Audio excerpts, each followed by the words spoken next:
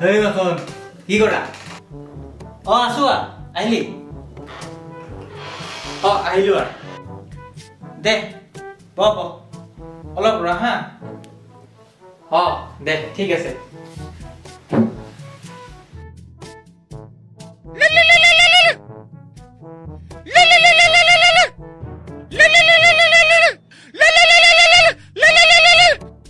ইয়াৰ আগত কল ৰিচিভ কৰিম নে নাই যোৱাবাৰ তো সি বেয়াকৈ ফচাই দিছিল এইবাৰ বোধহয় গান শুনি আছে ৰিচিভ কৰি চাওঁ শুনাই নাপাব